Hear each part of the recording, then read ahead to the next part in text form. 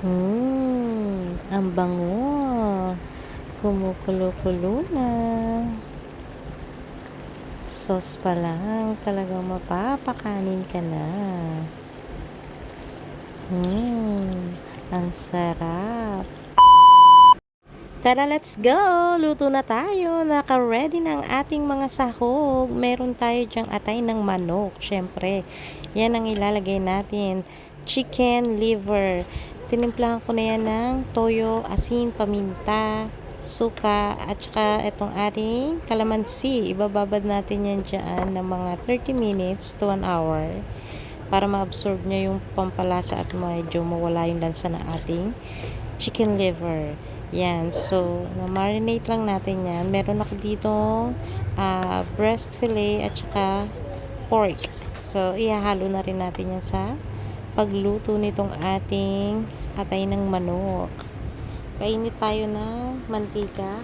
I-brown lang muna natin yung ating atay. Yan.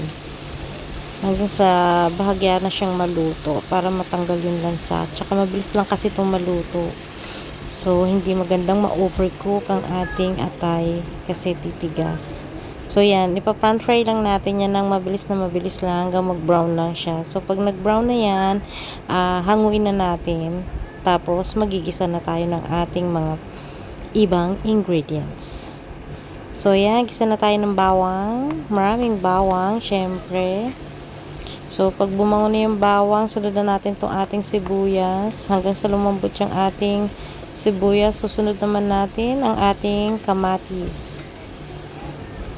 So, yan. Hanggang sa lumambot lang din uli yung ating kamatis. Gisa-gisa lang yan. Mabilis lang tayong magigisa. Tapos, susunod na natin yung ating tomato paste. Isabay na natin sa paggisa yung ating tomato paste. So, mas magandang nagigisa yung tomato paste para mabawasan yung acidity ng ating tomato paste. So, hindi siya ganun masyadong maasin. Malulutong mabuti siya. And then, sunod na natin yung ating chicken and then yung pork. Mix yan. Kasi may natira nga ako. So, sama na natin. Pamparami yan. O, diba?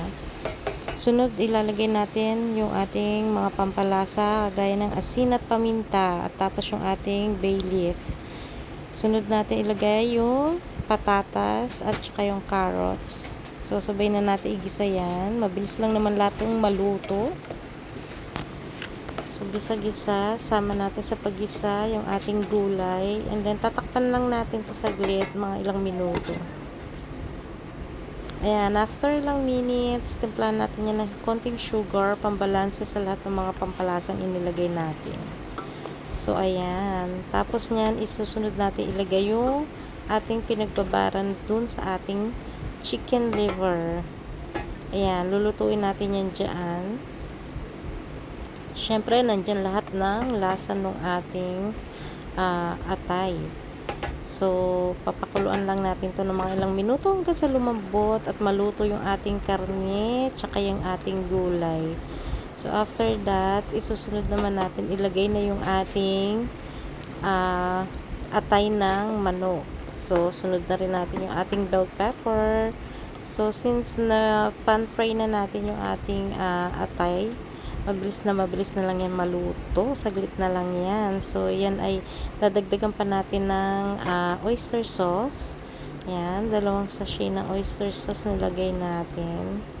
So, yan na yung huling pampalasang ilalagay natin dyan. Tapos, pakukuluan lang natin yan. Isi-simmer natin ng mga ilang minuto pa, mga 5 minutes, para lang lumambot yung ating bell pepper. So, ayan.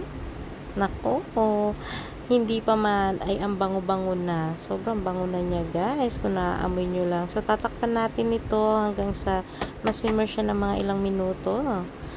So, ayan. So, ayan na. Kumukulo-kulo na.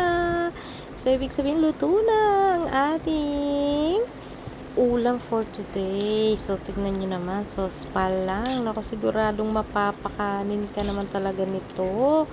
Naku, ang sarap at ang bango-bango niya, guys. Oh, na-try nyo na rin ba itong lutuin sa inyong mga chicken liver? I-try nyo na rin. So, masarap. At ang sauce, oh, 'di ba? Sauce pa lang, pang extra rice na guys. So, paano?